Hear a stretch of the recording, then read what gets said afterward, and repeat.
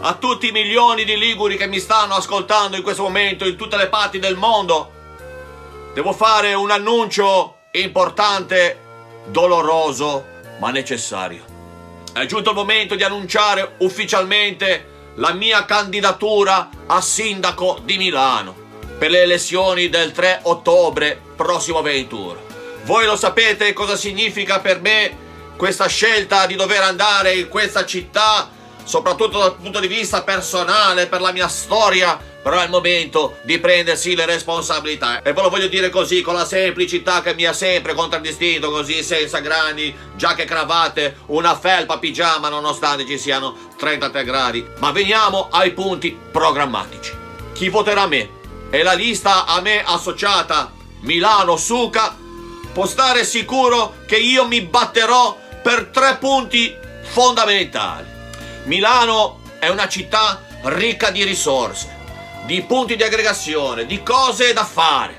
Il primo impegno che delibererò a livello di giunta da me presieduta sarà un divieto assoluto per i milanesi di lasciare la città. Non c'è bisogno di andare ad esempio fino in Liguria a dover cercare lo svago, no, c'è così tante cose da fare qui a Milano, si sta qui a Milano, dove vuoi andare? Tra le grandi opere che vogliamo mettere in cantiere c'è tutto un progetto riguardo l'idroscalo, il mare di Milano. Lì porteremo tutto il nostro know-how di liguri e ricostruiremo delle piccole località di Riviera Ligure proprio sull'idroscalo, una Camogli 2, una Zoagli Lombarda, e tutte le strutture ricettive si riferranno proprio al metodo ligure, in modo che un milanese possa essere mandato a fanculo a soli 10 km dal centro.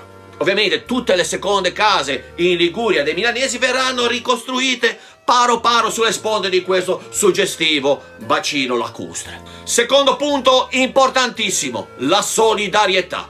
Verranno istituiti dei centri di raccolta in tutta la città e predisposta anche una tassazione per ricavare dei fondi da inviare come indennizzo e risarcimento danni a tutte le località ligure colpite dall'invasione dei milanesi in tutti questi decenni che ben ce l'abbiamo.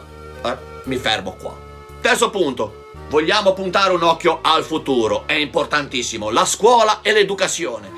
Investiremo tantissimi fondi per dei corsi di educazione di tutti i milanesi che quando entrano nei negozi c'hanno quest'aria così da sborrone, nei ristoranti fanno tutto come se fossero tutto loro. Faremo dei corsi gratuiti di abbassamento cresta e umiltà. Ultimo punto, aglio obbligatorio. Se anche tu vuoi una città che ti seduca, il 3 ottobre non sbagliare, vota Milano Suca.